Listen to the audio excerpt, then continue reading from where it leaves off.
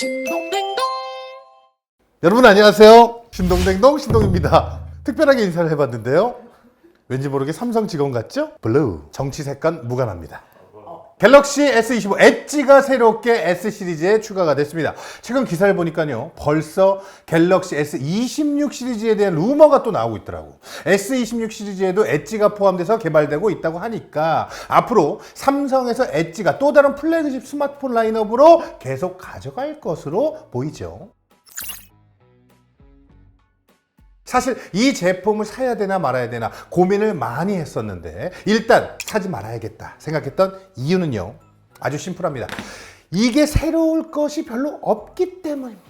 우리가 매년 삼성이나 애플의 스마트폰 이벤트를 기다려서 보는 이유는요, 어떤 새로운 기술과 새로운 하드웨어가 포함되어 있는지 그런 기대 때문에 보는 거거든요. 하지만 갤럭시 S25 엣지의 경우는요, 플래그십의 하드웨어를 모두 갖고 있지만 이미 갤럭시 S25 시리즈를 통해 발표가 되었죠. 이미 경험을 해본 것들이잖아요. 제가 굳이 이 제품을 통해서 새롭게 경험할 수 있겠다, 기대할 요소가 아무래도 없었기 때문이죠. 만약에 같은 시점에 갤럭시 S25 엣지가 판매되었다면 저는 진짜 고민을 많이 했을 것 같아요.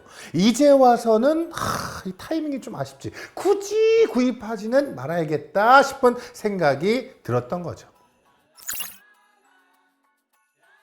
그런데 말입니다, 또 반대로 생각을 해야지. 사야겠다 생각이 또 들더라고요. 그 이유는 뭐냐면요, 예쁜 거, 뭔가 이 예쁜 것 자체만으로도 충분히 의미가 있지 않나 싶은 생각이 들었던 거죠. 갤럭시 S25 엣지는요, 그냥 얇은 폰이 아니라 실제로 보면요, 이 얇은 두께가 정말로 예쁜 디자인을 완성하는 데 큰 역할을 하고 있습니다. 얇은 두께가 그냥 삼성에서 할 수 있는 만큼 얇게 만드는 데서 그친다면 모르겠지만 우리가 하루 종일 들고 다니는 스마트폰이잖아요. 이렇게 예쁘게 생겼다는 것은요, 가지고 다니는 입장에서 짠, 그거 뭐야? 이렇게 얇아, 자랑거리가 된다는 거지. 이게 만족감이 클 수밖에 없어. 그리고 이 예쁜 디자인이 눈으로 보는 것뿐만 아니라 손으로 들었을 때 이게 충격, 이 충격이 더 크다는 점도 마음에 들었습니다. 손으로 들어보면요, 계속 이게 살짝 가짜 같은 느낌이 들면서 만지작거리게 되고, 작동을 진짜 하는 거야? 하면서 다시 또 한번 확인하게 되고, 그만큼 손에 들었을 때 만족감도 크기 때문에 이 정도의 새로움을 줄 수 있다면 요거 정도면 충분한 거 아닌가? 스마트폰이 항상 기능과 하드웨어에서 혁신을 보여줘야 한다고 생각이 들었는데, 프리미엄 제품에서도 이런 디자인을 통한 차별화가 가능하다는 점이 처음으로 어필이 되는 것 같다고 생각이 들었던 거죠. 자, 결과적으로요, 갤럭시 S25 엣지가 극단적으로 얇은 두께에서 주는 시각적인 만족감도 있었고, 손으로 잡았을 때 사용하면서 느껴지는 새로움도 컸기 때문에 사실 사길 잘했다는 생각이 들고요, 또 직접 써보길 잘했다는 생각이 드는 게, 올해 아이폰 슬림 모델 출시가 거의 확실시 되고 있잖아요. 이때 갤럭시 S25 엣지를 직접 사용해보지 않고 평가하기는 어려웠겠다는 생각이 들기도 했습니다.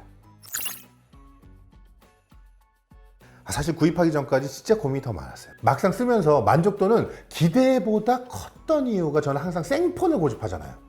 특별히 케이스를 선물 받거나 꼭 구입하고 싶은 케이스가 있는 게 아니라면 아이폰도 갤럭시도 생폰을 쓰는데, 이게 매년 그렇게 예쁘다고 나오는 스마트폰을 케이스로 덮어놓고 쓰기가 좀 아까웠거든요.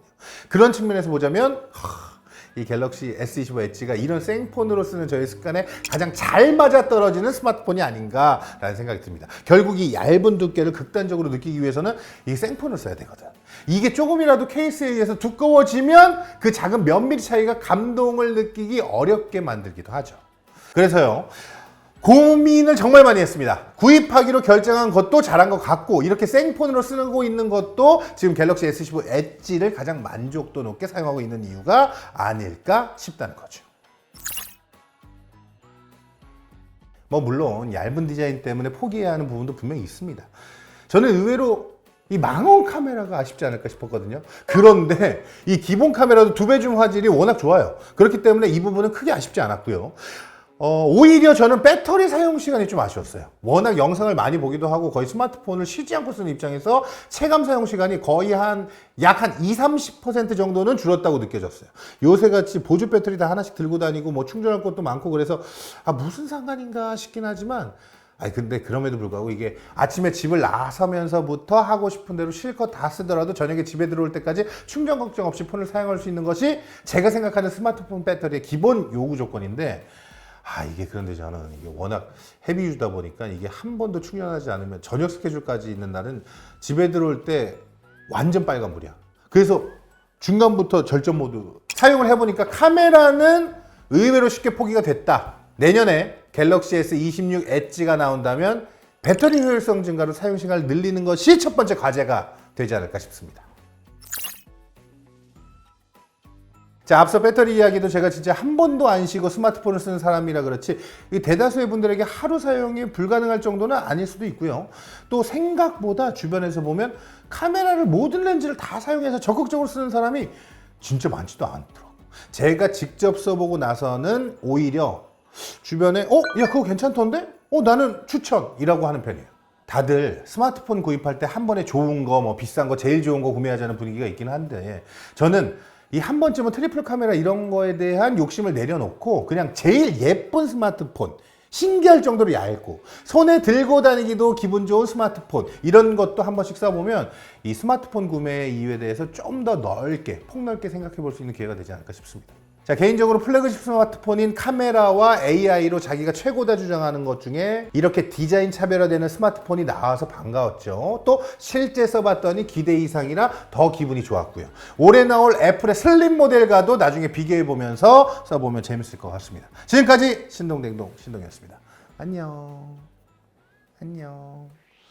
내가 그 플립을 그래서 샀던 건데. 아니 그냥 디자인만 이쁘다. 왜냐면 폴드 나오고 플립 나왔었는데 폴드가 나한테는 더 맞지 원래 헤비 유저니까. 근데 플립이 그나마 사람들한테 보여주고 싶어서 그래서 이것도 샀다.